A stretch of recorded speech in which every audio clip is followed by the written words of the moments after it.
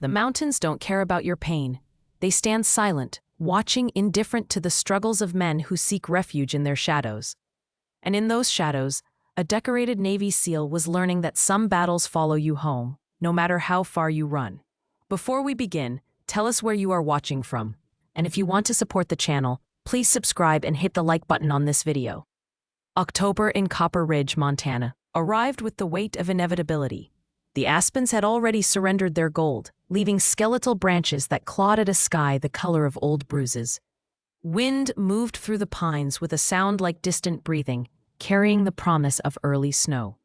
The town itself huddled in a valley 47 miles from anything resembling civilization, connected to the outside world by a single two-lane highway that twisted through the mountains like a scar. It was the kind of place people came to disappear, where the past was supposed to stay buried under layers of silence and distance. Lieutenant Marcus Callahan had chosen Copper Ridge for exactly that reason. At 34 years old, he stood 6'2", with a kind of lean, functional build that came from years of carrying heavy gear through hostile territory. His brown hair was cut short, military regulation, despite being 60 days into terminal leave. And his face carried the weathered quality of someone who'd spent too much time in the sun and dust of places most Americans couldn't find on a map. But it was his eyes that told the real story. Gray-blue and perpetually watchful, they moved with the systematic precision of someone trained to identify threats before they materialized, scanning faces and exits and hands with an intensity he couldn't quite turn off, even when he wanted to. He moved through the world with what his team had once called economy of motion.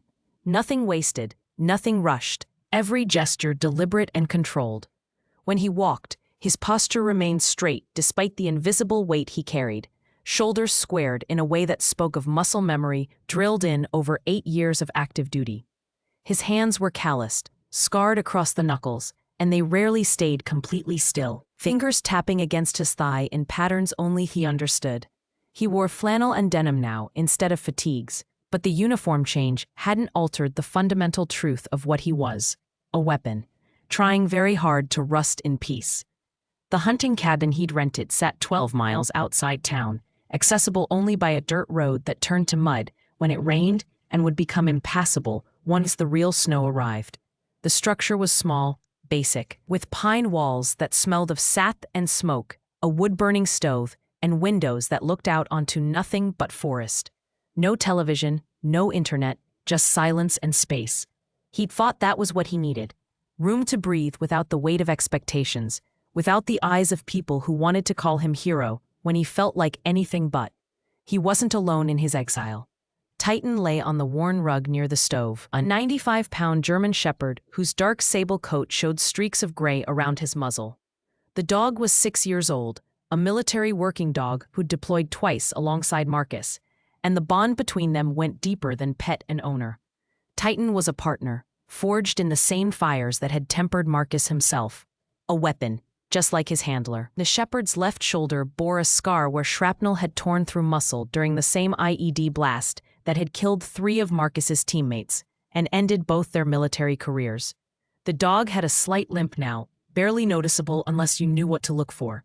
But his alertness hadn't diminished. Dark eyes tracked every movement, ears swiveling toward sounds Marcus's human hearing couldn't detect. This was not a pet curled up by the fire. This was a tool of war, trying to remember what peace felt like. Their routine had become predictable over the past month. Marcus woke before dawn, ran 5 miles through the forest. With Titan ranging ahead, then spent the daylight hours chopping wood or performing maintenance on the cabin, or simply sitting on the porch, watching the mountains. He drove into Copper Ridge twice a week for supplies, speaking to no one beyond transactional necessities, and returned to isolation as quickly as possible. He told himself this was healing. That distance and quiet would somehow fill the holes left by the friends he'd failed to save. That if he just stayed still long enough, the nightmares would lose interest and move on to haunt someone else. He was wrong, of course. But he wouldn't discover that until the quiet shattered. It was a Tuesday when Marcus made his supply run, the kind of gray afternoon where the sky pressed down like a held breath. Copper Ridge's main street stretched for 6 blocks, lined with brick buildings that had seen better decades. a hardware store with dusty windows, a diner that smelled of grease and coffee, a general store that sold everything from ammunition to baby formula.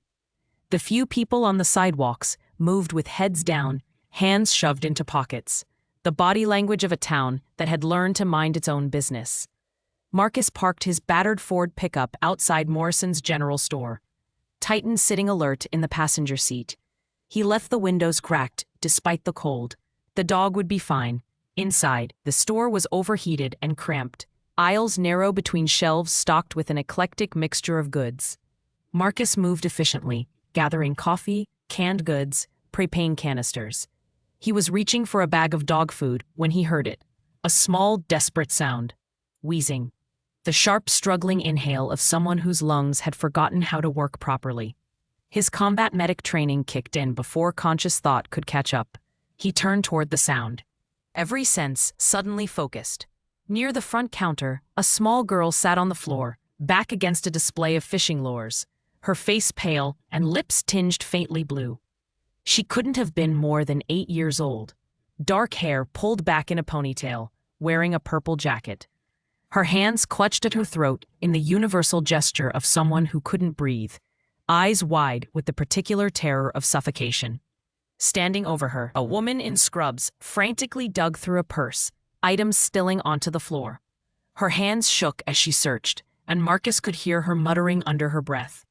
Marcus moved without thinking, crossing the distance in 3 strides. He dropped to one knee beside the girl, his voice calm and controlled, despite the urgency of the situation. "Ma'am, I'm a medic. Let me help."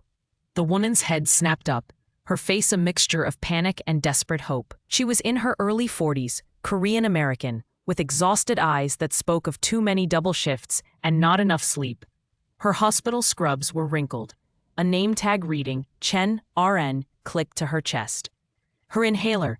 I can't find her inhaler," she gasped, still pawing through the purse. "Emma has asthma. She needs it now." Marcus assessed the girl with practiced efficiency. Respiratory distress, moderate to severe.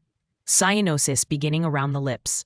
Conscious but fading. He'd seen this before, in different contexts, different continents. The mechanics of crisis were universal. "Emma," he said, his voice steady and low, making eye contact with the child.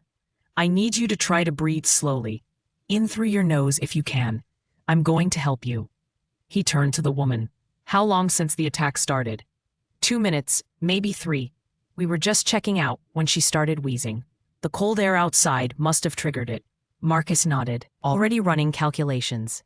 Without intervention, they had maybe another 2 minutes before this became critical. He looked toward the store counter where an elderly clerk stood frozen, phone in hand.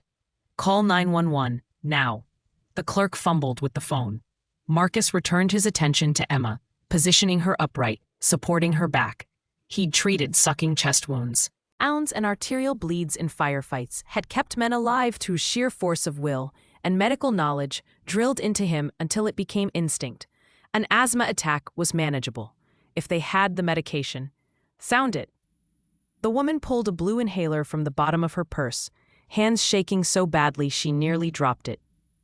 Marcus took it from her gently but firmly. "How many puffs?" 2. "She needs 2. He shook the inhaler, removed the cap, and brought it to Emma's lips. "Big breath out first, sweetheart. Then breathe in when I press this, okay?" Emma managed a weak nod. Marcus timed it perfectly, administering the first dose as she inhaled. He counted to 10, watching her chest, monitoring her color. The medication would take 30 seconds to a minute to show effect. He administered the second dose with the same precision. "Keep breathing slowly. You're doing great." Behind him, he heard the door chime and boots on the floor. Heavy footsteps. 3 sets. Marcus's situational awareness, honed through countless combat deployments, cataloged the new arrivals without turning around. Adult males, over 200 pounds each based on the weight of their steps, moving with the swagger of men accustomed to intimidation. "Well, well, Dr. Chen. Funny running into you here." The woman, Sarah Chen, stiffened. Marcus saw fear flash across her face, followed immediately by forced composure. She rose to her feet, placing herself between the newcomers and her daughter. "Kurt, I'm busy right now." Marcus remained kneeling beside Emma, but his attention split. The girl's breathing was easing, color returning to her lips. Crisis stabilizing. But the atmosphere in the store had changed, charged with tension that had nothing to do with medical emergencies. "Yeah, I can see that. Kid okay?" The voice was mockingly concerned. Marcus filed away the tone, the inflection. Predator pretending to care about prey. "She will be. No thanks to any of you." Outside in the truck, Titan's ears swiveled forward. The shepherd rose from his seated position, nose pressed against the cracked window. Something in the air had changed. Scents carried information that humans missed. Fear, aggression, threat. Marcus finally turned his head, just enough to assess the situation without appearing confrontational. 3 men stood near the store entrance. The speaker was tall, 6'3" easily, with a shaved head and neck tattoos crawling up from beneath his collar. Military bearing, but corrupted. Marcus recognized the type immediately. The man's eyes were flat, emotionless except for a glimmer of something cruel. His 2 companions were younger, mid-20s, gym-muscled and mean. All 3 wore leather jackets despite the cold, hands visible, but postures aggressive. The bald man, Kurt, smiled without warmth. "Dr. Blackwood is worried about you, Sarah.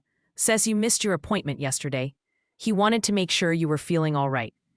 Tell Dr. Blackwood I'm perfectly fine and I don't need his concern." "See, that's where you're wrong."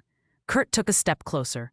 Dr. Blackwood cares about all his patients, especially the ones who might be confused about what they saw.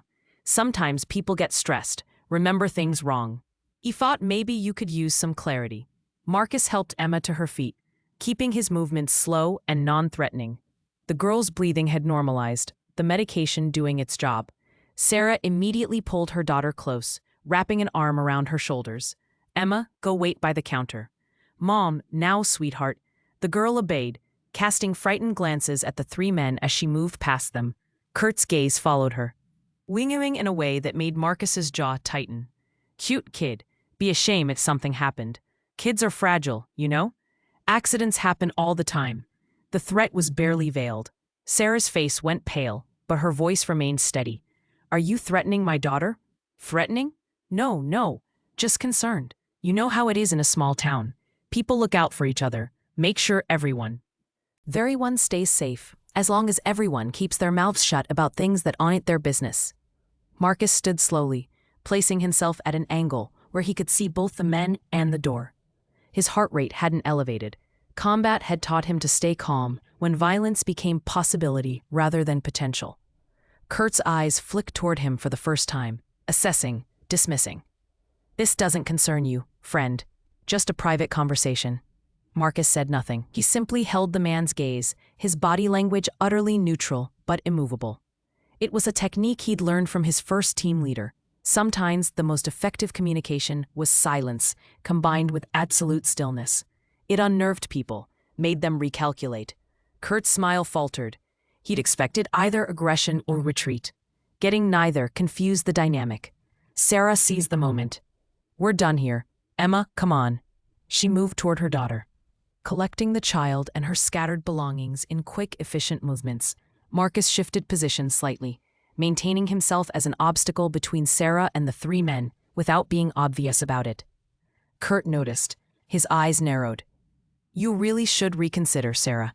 Dr. Blackwood is a generous man, but his patience has limits. And sheriffs around here take threats seriously. Wouldn't want anyone filing false reports. Could lose your nursing license over something like that." Sarah didn't respond. She took Emma's hand and headed for the door. Marcus picked up the bag of dog food he'd abandoned and followed, maintaining distance but staying close enough to intervene if needed. Outside, the gray afternoon had darkened toward evening. Sarah's hands shook as she unlocked an old Honda Civic parked 2 spaces from Marcus's truck. Emma climbed into the back seat, still wheezing slightly but stable. Sarah paused before getting into the driver's seat, turning to face Marcus. Her eyes glistened with unshed tears, but her voice remained controlled. "Thank you for helping Emma.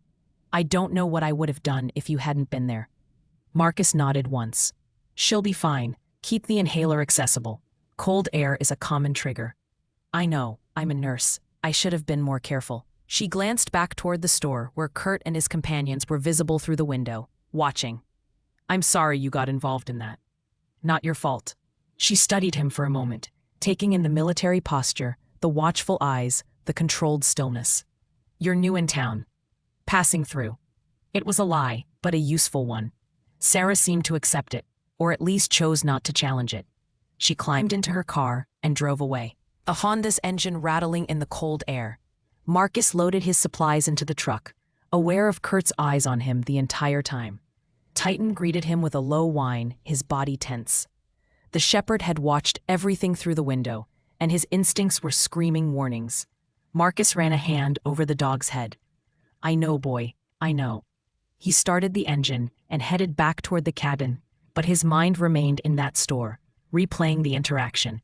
The threat against the child, the mention of Dr. Blackwood, the implication of sheriff involvement. None of it was his business. He'd done what any decent person would do, helped someone in medical distress.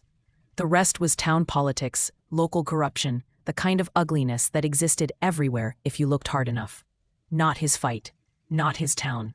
He'd come here to escape exactly this kind of situation. The cabin felt smaller that night. Marcus went through his normal routine, feeding Titan, preparing a simple meal for himself, checking the perimeter out of habit more than necessity. But his thoughts kept returning to the little girl's frightened face, to Sarah's trembling hands and forced courage. He told himself to let it go, tried to lose himself in the mechanical tasks of survival, failed completely. Around 11 p.m., Titan's head lifted from his paws, his ears swiveled forward, tracking something. Thing in the darkness beyond the cabin walls, a low growl rumbled in his chest, barely audible but unmistakable. Marcus was on his feet immediately, moving to the window, staying to the side to avoid silhouetting himself against the interior light. Nothing visible. Just forest and darkness and the wind moving through the pines. But Titan didn't make mistakes. The dog's training had been too thorough, his instincts too reliable. Marcus killed the interior lights and waited. Allowing his eyes to adjust to the darkness, Titan remained rigid, body coiled with tension, his focus fixed on something to the northeast, toward town. Then Marcus heard it, distant but distinct, a woman's scream, cut short. The sound carried on the wind, distorted by distance but unmistakable in its terror. Every muscle in Marcus's body went rigid. He knew that sound, had heard it in villages in Afghanistan, in compounds in Iraq. The sound of violence, finding someone vulnerable. Not his fight.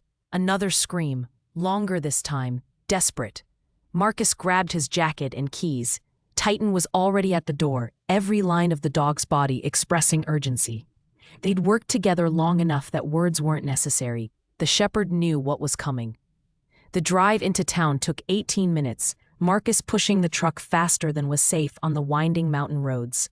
He killed his headlights as he approached Copper Ridge, navigating by moonlight and memory. Titan sat in the passenger seat, alert and ready. Sarah's house was easy to find.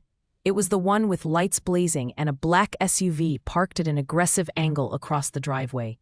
Marcus pulled over 2 houses down, engine off, already moving before the truck fully stopped. He'd told himself he wouldn't get involved, told himself he'd done his part, that whatever was happening here was beyond his responsibility. But some things couldn't be ignored. Some lines once crossed demanded response. Titan moved alongside him like a shadow, utterly silent despite his size. They approached through the neighboring yard, using darkness and terrain for concealment. Marcus could hear voices now, male, angry, and underneath a woman's voice, defiant despite obvious fear. He reached the side of Sarah's house and risked a look through the window. The scene inside made his blood run cold. Sarah stood in her living room, Emma behind her, both backed against the far wall. Kurt and his 2 companions had them cornered. One of the younger men held a tire iron, tapping it against his palm in a gesture meant to intimidate. Kurt was talking, his voice loud enough to carry through the glass. You had your chance to be reasonable, Sarah. Dr. Blackwood gave you every opportunity to forget what you think you saw. But you just couldn't let it go, could you? Had to go running your mouth to people who don't matter. I went to the sheriff. That's what you're supposed to do when you witness a crime. Kurt laughed, the sound devoid of humor. Yeah, and Sheriff Moorcroft told us all about your little visit. Told Dr. Blackwood you were making wild accusations. Sounded real concerned about your mental state. Said sometimes grief makes people see things that aren't there. I know what I saw. He killed that man. Deliberately gave him the wrong medication and watched him die. Prove it. Oh wait, you can't. Because Dr. Blackwood is a respected physician and you're a nurse with a history of instability. Who do you think people are going to believe? Emma whimpered, pressing closer to her mother. Sarah's arm tightened around her daughter's shoulders. Please, just leave us alone. I won't say anything else. I'll drop it. Too late for that. You made your choice. Now we have to make sure you understand the consequences of going against Dr. Blackwood in this town. Kurt nodded to one of his companions. The man with the tire iron stepped forward. Marcus had seen enough. He moved to the front door, Titan at his heel. The door was unlocked. Amateurs. They were so confident in their intimidation that they hadn't even bothered to secure their exit. He stepped inside, his presence filling the doorway. 4 sets of eyes turned toward him. Sarah's face showed shock, followed by desperate hope. Kurt's expression shifted from surprise to anger. "The hell are you doing here?" Marcus's voice was calm, almost conversational, but it carried the weight of absolute certainty. "Leave. Now." The man with the tire iron laughed. "Or what, tough guy? You going to—" He didn't finish the sentence. Titan's growl cut through the air like a blade, low and resonant and utterly devoid of anything resembling mercy. The shepherd's lips pulled back from teeth that had been trained to disable and destroy, his body coiled and ready to launch. The temperature in the room dropped, 10 degrees. Kurt's companions both took involuntary steps backward, their bravado evaporating in the face of 95 pounds of controlled violence. Titan wasn't barking or lunging. He simply stood there, radiating lethal intent, his dark eyes fixed on the man with the tire iron. Marcus hadn't moved, hadn't raised his voice, hadn't made any threatening gesture. He simply existed in the doorway, utterly calm, and somehow that was more terrifying than any display of aggression could have been. Kurt recovered first, but his voice had lost its confident edge. "You're making a big mistake, friend. You don't know who you're messing with. Leave. Last chance." The man with the tire iron made his decision. He swung the weapon in a wide arc toward Marcus, putting his weight behind it. It was clumsy, telegraphed, the kind of attack that worked against frightened civilians, but was laughably ineffective against someone with actual training. Marcus moved like water, tilting his body just enough for the tire iron to whistle past his shoulder. His left hand snapped out, catching the man's extended wrist. His right drove into the attacker's elbow, hyperextending the joint with a crack that echoed through the small house. The tire iron clattered to the floor. The man screamed. The second companion lunged forward. Titan launched before Marcus could issue a command, 80 pounds of muscle and training hitting the man's center mass. They went down in a tangle, the shepherd's jaws clamping onto the man's forearm with precisely calibrated pressure. Enough to immobilize. Not enough to sever. The man's screams joined his companions. Kurt reached for something at his waistband. Marcus closed the distance between them in 2 strides, his hand locking around Kurt's wrist before the weapon cleared its holster. It was a Glock 19, standard issue for people who thought firepower made them dangerous. Marcus twisted, applying pressure to nerves and joints with the precision of someone who disarmed enemies in places where mistakes meant death. Kurt's fingers spasmed open. The pistol fell. Marcus swept Kurt's legs, driving him face first into the floor. In 3 seconds, he had the larger man's arm wrenched behind his back, knee pressed between shoulder blades, all leverage and body mechanics and 0 emotion. Titan, release, guard. The shepherd's jaws opened immediately. He stepped back from his target, positioning himself between the 2 downed men and Sarah and Emma. His eyes never left the threats, body coiled and ready to re-engage at the slightest provocation. The entire encounter had taken less than 15 seconds. Marcus leaned down, his voice low and conversational in Kurt's ear. "You're going to listen very carefully. You and your friends are going to leave this house. You're going to get in your vehicle and drive away. And you're not going to come back, ever. Do you understand me?" Kurt struggled against the hold, accomplishing nothing except causing himself more pain. "You have no idea what you just did. Dr. Blackwood owns this town. The sheriff, the mayor, half the businesses. You think you can just—" Marcus applied pressure. Kurt's words cut off with a grunt of pain. "I didn't ask for a speech. I asked if you understood." Yeah, I understand." Marcus released him and stood, moving back to give the three men space to rise. They scrambled to their feet, cradling injured limbs, their eyes wide with shock and pain and something that might have been fear. Kurt's face had gone red with humiliation and rage. "This isn't over." Marcus said nothing. He simply stood there, Titan at his side, and waited. After a long moment, Kurt gestured to his companions. They stumbled toward the door, giving Marcus and the shepherd a wide berth.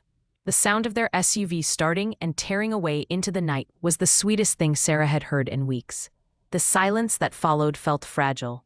Emma was crying quietly, her face buried in her mother's side. Sarah herself looked like she might collapse at any moment, adrenaline giving way to shock. Marcus moved to the door and locked it, then checked the windows. Titan did a circuit of the small house, nose working, ensuring no other threats lurked in bedrooms or closets. When he returned and sat calmly, Marcus knew they were secure. For now. "You're bleeding." Sarah's voice was shaky but professional, her nurse's training asserting itself. She pointed to Marcus's left forearm, where the tire iron had grazed him during the initial swing. His jacket sleeve was torn, blood seeping through. "It's nothing." "It's something. Sit down." "Emma, sweetheart. Go to the bathroom and bring me the first aid kit under the sink." The little girl hesitated, then obeyed, glad for something concrete to do. Sarah guided Marcus to the kitchen table, her hands trembling as she pulled out a chair. When Emma returned with the kit, Sarah went to work with practiced efficiency, cleaning the wound with antiseptic, applying butterfly bandages to close the gash. Her hands steadied as she worked, muscle memory overriding fear. When she finished, she sat back and finally allowed herself to look at Marcus directly. "Who are you?" "Someone who was in the wrong place at the wrong time." "That's not an answer." Marcus met her eyes, saw exhaustion there, and terror, and a core of strength that reminded him of soldiers he'd served with. People who kept going long after they had every right to break. "My name is Marcus Callahan. I'm renting a cabin outside town. I heard screaming. I came to help." "You're military, I can tell." He nodded slowly. "Was. Navy, medical retirement." "What branch?" He hesitated, then decided the truth was simpler than a lie. "SEAL." Sarah's eyes widened slightly. That explained the speed, the efficiency, the absolute competence. She looked at Titan, who had positioned himself near Emma, allowing the child to run her fingers through his fur. The contact seemed to calm her. "Thank you. For the second time today, I don't know how to repay. Tell me what's happening. Why those men came here, who Dr. Blackwood is, and what you saw that has him sending thugs to threaten a nurse and her daughter." Sarah's face crumpled. The story came out in fragments, interrupted by tears she'd been holding back for too long. 3 weeks ago, she'd been working a late shift at Blackwood Medical Clinic, covering for another nurse who'd called in sick. Dr. Vincent Blackwood ran the clinic, a luxury private practice that catered to wealthy patients and those with expensive insurance. He was respected, charming, and owned half the commercial property in Copper Ridge. She'd walked into a treatment room to restock supplies and found him administering medication to an elderly patient, a man named Howard Marsh. Nothing unusual about that, except she'd seen the medication vial, potassium chloride, in the wrong dosage, administered intravenously. It would cause immediate cardiac arrest. She'd questioned it, asked Dr. Blackwood if he'd mixed up the medications. He'd smiled at her, that charming smile that made patients trust him, and told her she was mistaken, that she was tired from working double shifts and seeing things that weren't there. Then Howard Marsh had gone into cardiac arrest right in front of her. Blackwood had called a code, gone through the motions of resuscitation, but Sarah knew. She'd seen the vial. Seen him inject it, watched him murder a patient. Later, she'd checked Howard's file. Terminal cancer, yes, but stable. Months left, maybe a year with treatment. His insurance had maxed out. His family had stopped visiting. He was expensive and inconvenient and alone. "I confronted Blackwood the next day," Sarah said, her voice hollow. "Told him I knew what he'd done. He didn't even deny it. Just looked at me like I was a child who didn't understand how the world worked. Said Howard was suffering, that he'd done him a mercy. Said that medicine was about making hard choices, and that sometimes the hard choice was knowing when to let nature take its course with a little assistance." She'd gone to Sheriff Moorcroft, filed a formal complaint. The sheriff had taken her statement, promised to investigate, and then apparently called Blackwood immediately after she left.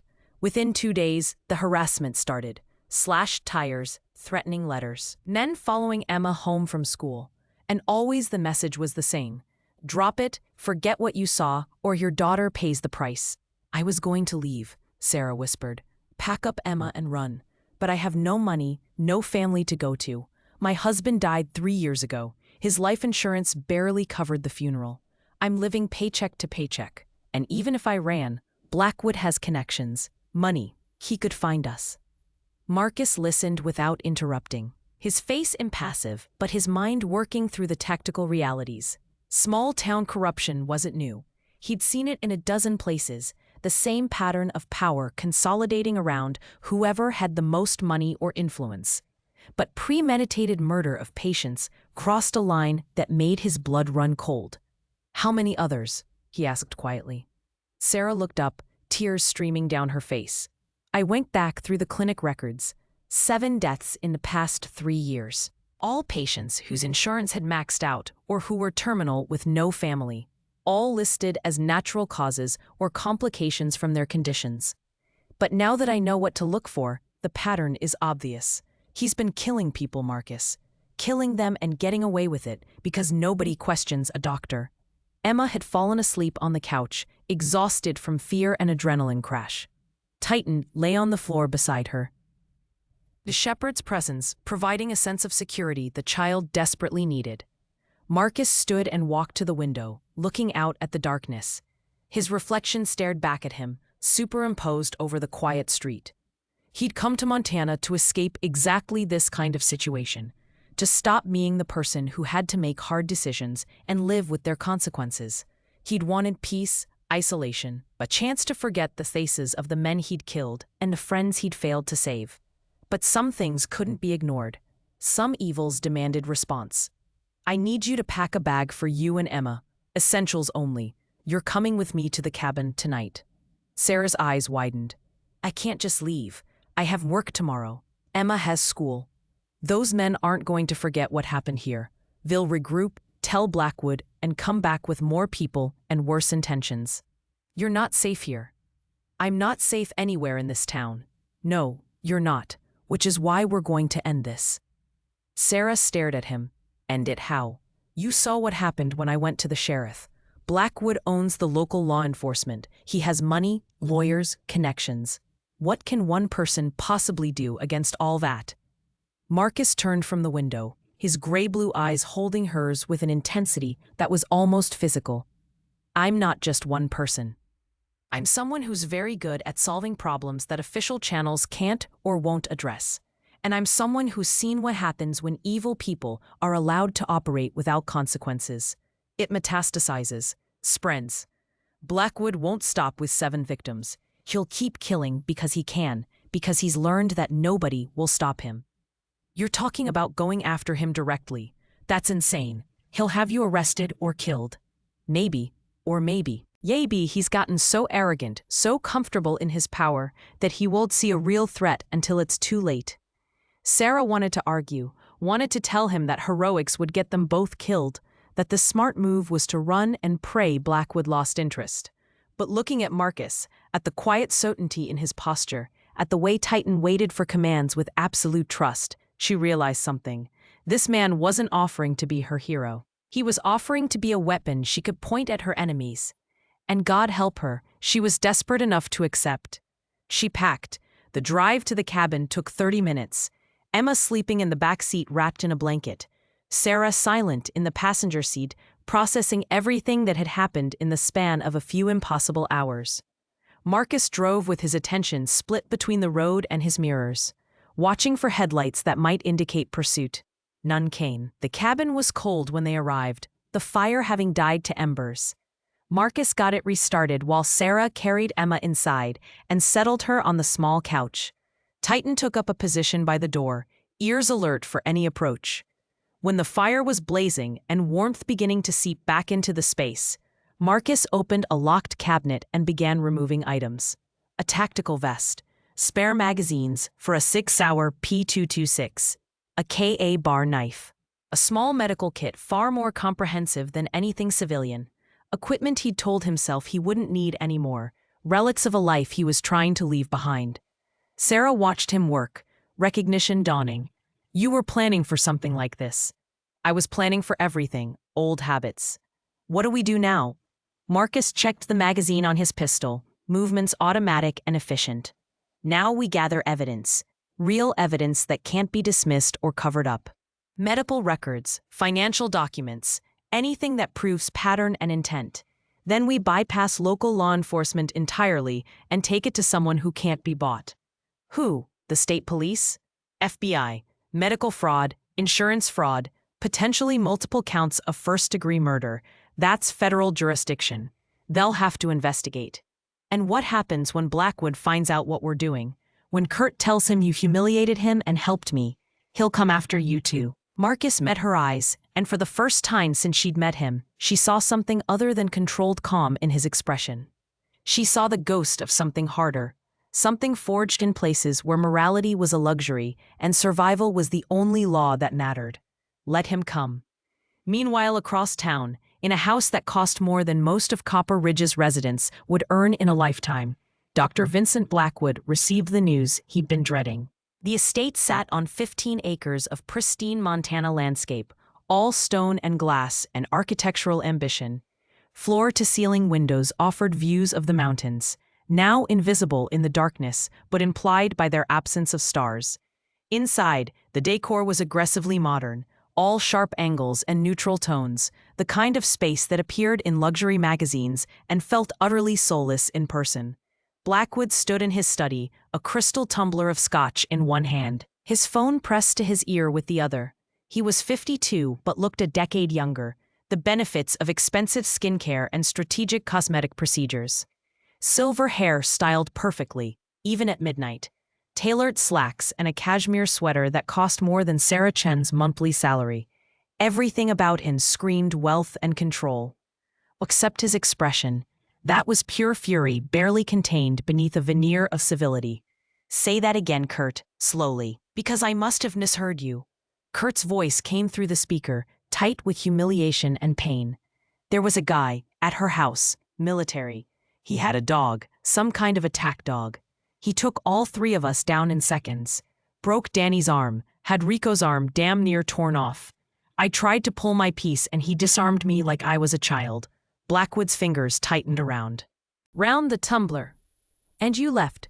You let one man intimidate you into abandoning an operation. It wasn't intimidation, it was... Kurt struggled for words. This guy wasn't normal. The way he moved. The training. I've seen combat vets before. This was different. Special operations, maybe.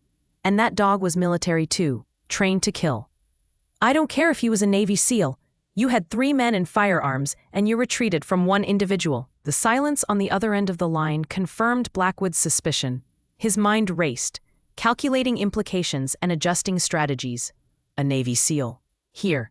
Involving himself in local affairs. The probability was astronomically low, which meant this wasn't random.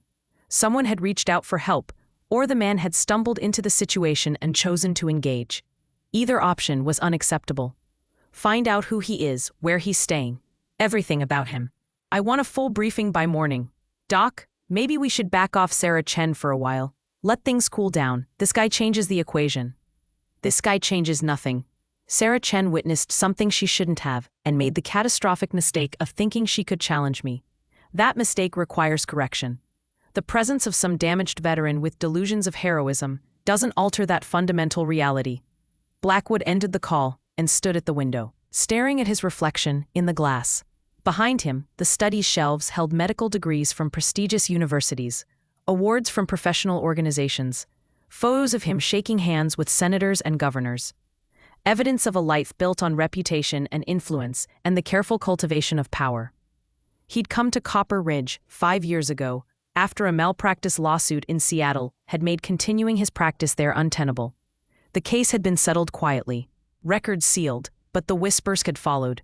He'd needed somewhere small, somewhere he could reestablish himself and rebuild his reputation. Somewhere he could operate with minimal oversight. Montana had been perfect, desperate for medical professionals, willing to overlook questions about his past in exchange for his expertise. Within 2 years, he'd purchased the existing medical clinic and transformed it into a luxury practice. Within 3, he owned significant portions of the town's commercial real estate. By year 4, he had the sheriff and half the town council in his pocket through a combination of financial incentives and carefully documented leverage. The operation had been elegant. Terminal patients whose insurance had maxed out, whose families had abandoned them, who existed as financial burdens on the medical system. He would ease their passing, collect the final insurance payments, and free up resources for patients who could actually pay. It was pragmatic, efficient, Darwinian, really. 7 in 3 years. Enough to be profitable, but not enough to trigger statistical anomalies that might invite investigation. He'd been so careful. And then Sarah Chen had walked in at exactly the wrong moment. He'd tried to handle it quietly. Intimidation had worked on others who'd asked uncomfortable questions. But Sarah had proven stubbornly moral, clinging to outdated concepts of ethics and duty. Even threatening her daughter had only made her dig in harder. The phone rang. Blackwood glanced at the caller ID. Sheriff Dale Moorcroft, right on schedule. Sheriff, I assume you've heard about the incident at the Chen residence. Moorcroft's voice was gravelly, worn down by too many years and too many compromises. Kurt called me. Said there's some military type causing problems. Want me to bring him in? On what charges? He defended a woman from home invaders. Technically, he's a hero. We could manufacture something. Disturbing the peace assault. No. That would draw attention and potentially involve outside law enforcement if he requests federal representation. We need to be smarter than that. Blackwood moved to his desk, opening a laptop and pulling up property records. A few keystrokes revealed recent rentals in the area. Only 3 properties leased in the past 2 months, 1 to a family from California, 1 to a graduate student studying wildlife, and 1 to a Marcus Callahan, listed occupation, consultant, forwarding address care of a P.O. box in Virginia Beach, home of Naval Special Warfare Development Group, SEAL Team 6. Blackwood's smile was cold. I found him, Marcus Callahan, former military, recently relocated. I want everything you can get on him. Service record if possible, though that might be classified.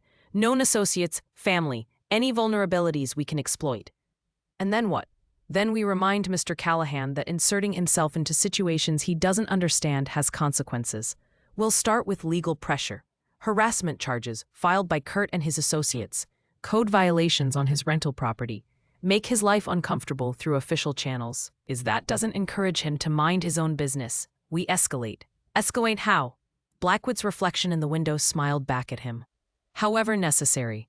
I've invested too much in this town to let it be disrupted by one man with a savior complex. He'll learn, Sheriff. They always do. Either they accept the reality of power dynamics, or they become object lessons in the consequences of resistance. Dawn arrived cold and gray, the kind of morning where the sun existed only as a dim suggestion behind layers of clouds. Marcus had been awake for hours, old habits refusing to allow sleep when threats remained active. He'd spent the night in shifts, alternating between planning and watching the perimeter while Titan patrolled the cabin's exterior. Sarah woke to find him at the small kitchen table, surrounded by papers and a laptop connected to his phone's hotspot. Emma still slept on the couch, wrapped in blankets, her breathing steady and clear. Coffee's made, Marcus said without looking up. Sarah poured herself a cup, grateful for the warmth and caffeine. She moved to the table, studying the documents spread across its surface. Medical records, financial statements, property deeds. Where did you get all this? Some of it you provided last night. The rest I acquired through less official channels. You hacked into Blackwood's files. I utilized skills the Navy spent considerable money teaching me. The distinction is semantic. He looked up, meeting her eyes. We need more. I have enough to establish pattern, but not enough to prove intent beyond reasonable doubt. We need someone on the inside, someone with access to Blackwood's clinic who can provide documentation that links him directly to the suspicious deaths. Sarah's mind raced through possibilities. Most of the clinic staff were loyal to Blackwood, either through genuine admiration or financial dependence. But there was one person who might help. Jenny Ortiz. She's a deputy with the sheriff's department, but she also does security checks at the clinic. She's young, maybe 27. I've seen her watching Blackwood with questions in her eyes. Can you contact her without alerting Moorcroft? She gave me her personal cell number once, said to call if I ever felt unsafe. I thought it was just professional courtesy. But maybe she knew something was wrong. Marcus pushed the satellite phone across the table. Untraceable, acquired through military surplus channels that didn't ask questions. Sarah hesitated, then dialed the number from memory. 3 rings. A cautious voice answered. Hello? Jenny, it's Sarah Chen. I need to talk to you, not as a deputy, as someone who might want to do the right thing. A long pause. Background noise suggested Jenny had stepped outside, away from listening ears. Sarah, where are you? Sheriff Moorcroft put out a notice that you didn't show up for your shift at the hospital. He's saying you might be unstable, that you've made threats against Dr. Blackwood. None of that is true, and you know it. I'm somewhere safe, with someone who's helping me gather evidence against Blackwood. Real evidence of what he's been doing. Another pause, longer this time. When Jenny spoke again, her voice was barely above a whisper. The deaths. You're talking about the patient deaths. You've noticed. I'm not blind. 7 people in 3 years, all at that clinic, all under circumstances that seemed off. But I'm a junior deputy with 0 authority. Moorcroft dismissed every concern I raised, told me I was inexperienced, that I didn't understand how medicine worked. He's protecting Blackwood. They're both complicit. But we can bypass them entirely if we have enough evidence to take to federal authorities, FBI or U.S. Marshals, someone outside Blackwood's sphere of influence. What do you need from me? Sarah glanced at Marcus, who'd been listening to the entire exchange. He leaned forward, his voice carrying clearly through the phone's speaker. Deputy Ortiz, my name is Marcus Callahan. I'm assisting Sarah in documenting Dr. Blackwood's criminal activities. We need access to the clinic's internal records, specifically medication logs, patient charts for the 7 deceased individuals, and any financial documents linking insurance payouts to Blackwood personally. Jenny's sharp intake of breath was audible. Those records are protected. I can't just walk in and take them without authorization. You're law enforcement, conducting an investigation into suspicious deaths. You have both authority and obligation. Not if my sheriff ordered me to stand down, which he did, explicitly. Then you have a choice, deputy. Follow illegal orders from a corrupt superior, or honor your oath to protect and serve. I understand the position that puts you in. I've been there myself. But some decisions define who we are when everything else is stripped away. Silence stretched across the connection. Marcus could hear Jenny's breathing, fast and shallow. The sound of someone standing at a crossroads and knowing that whichever path she chose would change her life irreversibly. If I do this, if I get you those records, Moorcroft will know it was me. I'll lose my job, maybe face charges. If you don't, Blackwood will continue killing people. The next victim might be someone you know, someone you care about, and you'll spend the rest of your life knowing you could have stopped it. More silence. Then, quiet but steady. I'm working tonight. Midnight security sweep of the medical district. The clinic will be empty. I can disable the alarm system for 10 minutes starting at 0100. Side entrance, northwest corner. After that, you're on your own. Understood. Thank you, deputy. Don't thank me yet. If this goes wrong, we're all going to prison. She ended the call. Sarah released a breath she hadn't realized she'd been holding. That was a hell of a risk. What if she tells Moorcroft? She won't. I've worked with enough people in impossible situations to recognize someone who's been waiting for permission to do the right thing. She'll come through. The rest of the day passed in preparation. Marcus conducted reconnaissance of the clinic's location, memorizing approaches and exits, identifying security cameras and sightlines. He worked with the methodical precision of someone who'd planned insertions into hostile territory dozens of times. Except this time the enemy wasn't foreign combatants, but American citizens who'd forgotten that power came with responsibility. Emma woke around noon, disoriented and frightened, until she saw her mother. Sarah held her daughter close, whispering reassurances that everything would be all right, that the scary men wouldn't find them here. Titan approached slowly, allowing the child to pet him, and gradually Emma's fear transformed into fascination with the magnificent animal. "Is he a police dog?" Emma asked, her small fingers gentle in Titan's fur. "Military," Marcus answered. "Retired, like me. We served together overseas." "Did he protect you?" "Every single day. Still does." Emma studied Marcus with the unfiltered directness of children. Are you going to protect us too? Marcus met the 8-year-old's eyes, seeing trust there that he hadn't earned but was being offered anyway. The weight of that trust settled across his shoulders like familiar gear. Yes. Promise? Promise. Satisfied, Enna returned her attention to Titan, who accepted the adoration with patient dignity. Sarah caught Marcus's eye, mouthing a silent thank you. As evening approached, Marcus reviewed the plan one final time. Simple operations were usually the most successful. Minimal variables, clear objectives. Defined extraction protocols. He and Titan would insert at 0100, using Jenny's 10-minute window to access the clinic. Sarah had provided detailed layout information about where records were kept. Marcus would photograph everything with a digital camera, avoiding any connection to cloud services or networks that might be monitored. In and out in 8 minutes. Clean, quiet, processional. Sarah wanted to come, but Marcus refused. Someone needed to stay with Emma. And if things went wrong, Sarah couldn't be connected to the break-in. She was already a target. No need to provide Blackwood with additional ammunition. At 2300, Marcus began final preparations. Tactical clothing in dark colors, soft-soled boots for silent movement. The Sig Sauer in a concealed holster, though he hoped weapons wouldn't be necessary. Titan wore a working harness, transformed from pet to operator with the simple addition of gear. Sarah watched him transform from the quiet veteran who'd offered her refuge into something harder, more dangerous. A weapon system activating after dormancy. Marcus, she said quietly, if something happens, if they catch you, they won't.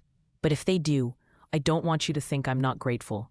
You've already done more than anyone had a right to ask. He secured the last buckle on Titan's harness and straightened. I'm not doing this for gratitude. I'm doing it because it needs to be done, and I'm capable of doing it. That's reason enough. At midnight, Marcus and Titan left the cabin, disappearing into the darkness like ghosts. The drive to town was made without headlights, navigating by memory and moonlight. He parked 3 blocks from the clinic, in the shadow of an abandoned warehouse. The walk to the northwest entrance took 4 minutes. Marcus moved through darkness with Titan ranging slightly ahead, the shepherd's superior senses providing early warning of any threats. They encountered no one. Copper Ridge slept, unaware that its corrupted peace was about to be shattered. At 0100 exactly, Marcus reached the side entrance. He tested the handle, unlocked. Jenny had come through. He slipped inside with Titan, closing the door silently behind them. The clinic's interior was dark, except for emergency lighting that cast everything in shades of red. Marcus activated a small tactical flashlight, keeping the beam low. 8 minutes. The clock was running. Marcus moved through the clinic with practiced silence, Titan's presence beside him a constant reassurance. The administrative offices were exactly where Sarah had described, down a hallway past empty examination rooms that smelled of antiseptic and expensive air freshener. He found the records room behind a door marked Staff Only. Inside, filing cabinets lined 2 walls and a desk held a computer that hummed softly in sleep mode. Marcus started with the physical files, photographing patient charts for all 7 deceased individuals. Each page documented in crystal clarity, timestamps visible, his gloved hands careful not to disturb anything. 4 minutes gone. The computer was password protected, but Marcus had prepared for that. A small USB device, acquired through the same military surplus channels as his other equipment, bypassed the login screen in 20 seconds. He navigated to financial records, finding spreadsheets that detailed insurance payouts correlated with patient deaths. The amounts were staggering. Over $2 million across 3 years, funneled through shell corporations that eventually led back to Blackwood's personal accounts. 6 minutes. Titan's ears swiveled. A low growl rumbled in his chest, barely audible but unmistakable. Someone was approaching. Marcus killed the flashlight and moved to the doorway, pressing himself against the wall. Through the window, he saw headlights sweeping across the parking lot. Not 1 vehicle, 3.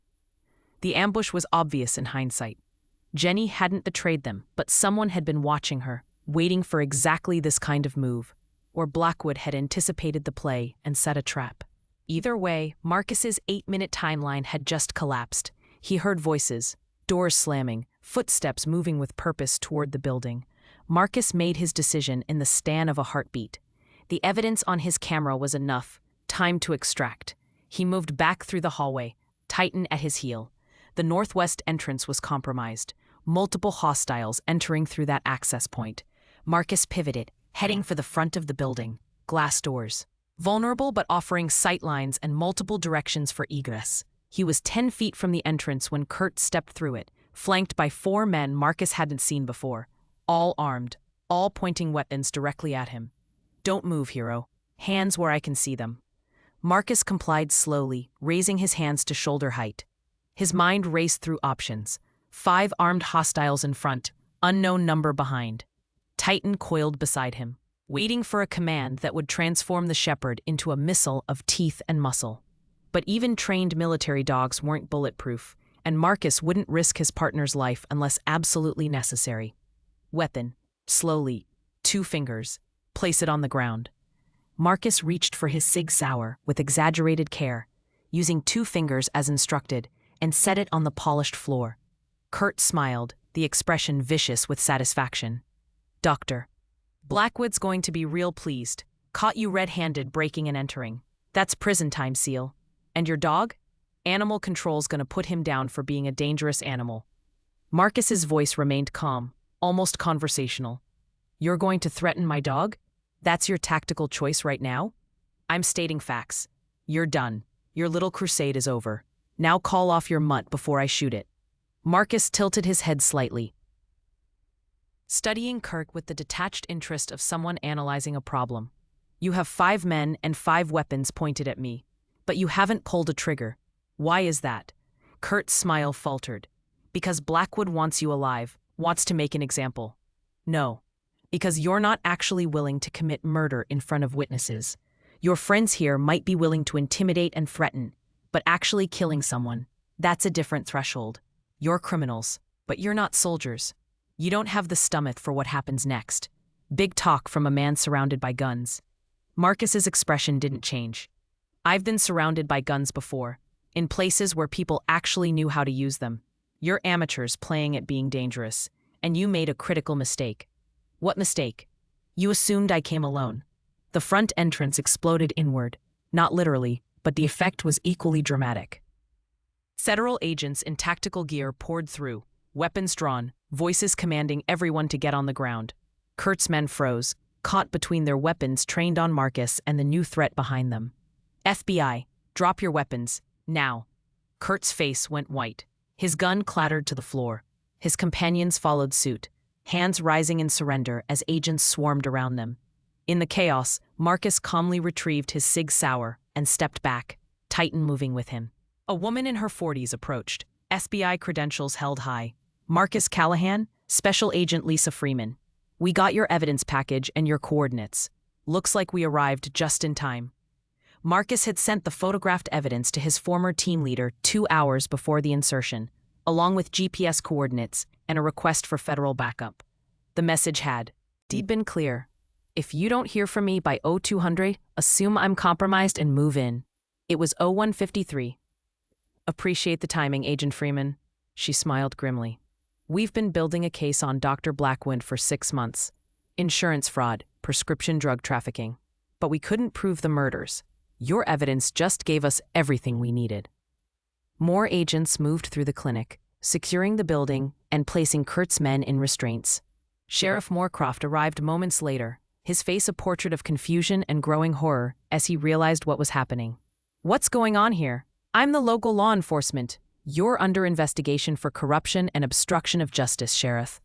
Agent Freeman gestured to 2 agents who moved to flank Moorcroft.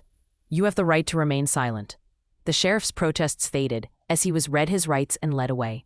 Marcus watched it all with detached satisfaction. The machine of justice, when properly directed, was brutally efficient. "Where's Blackwood?" Marcus asked. "Team is at his residence now. He won't run. Men like him never think they'll actually face consequences until the handcuffs are on." She was right. 20 minutes later, Marcus's phone buzzed with a message from Agent Freeman. "Blackwood in custody, estate being searched. Rachel Dorn, the clinic administrator, arrested attempting to destroy financial records. It was over. Marcus drove back to the cabin as dawn broke across the mountains, painting the sky in shades of gold and pink. Titan sat in the passenger seat, the shepherd's tension finally easing as they left the town behind. Sarah was awake when he arrived, Emma still sleeping. She read the truth in his expression before he spoke. It's done. FBI has Blackwood, Moorcroft, Kurt, and most of the organization. The evidence is overwhelming. They'll spend the rest of their lives in prison. Sarah's knees gave out.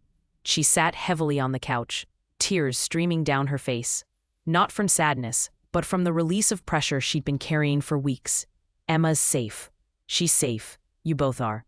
The next 3 days passed in a blur of official statements and federal interviews. Marcus provided detailed testimony about the events at Sarah's house and the clinic infiltration. Sarah gave evidence about what she'd witnessed, corroborated now by the records Marcus had photographed. Jenny Ortiz was granted immunity in exchange for her cooperation, her career with local law enforcement over, but her integrity intact. The investigation expanded beyond anyone's initial expectations. Blackwood's scheme had involved 19 patient deaths over 5 years, not 7. The financial fraud totaled over $4 million. His network of corruption included 2 state senators, a federal judge, and multiple law enforcement officials across 3 counties. The story made national news.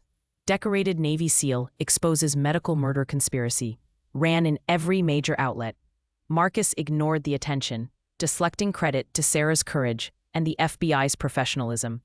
2 weeks after Blackwood's arrest, Marcus stood on the cabin's porch, watching the first real snow of winter drift through the pines. His terminal leave was ending. In 3 days, he was due to report to Virginia for final discharge processing.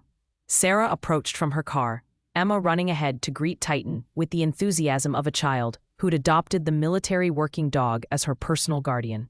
The shepherd accepted the attention with patient dignity.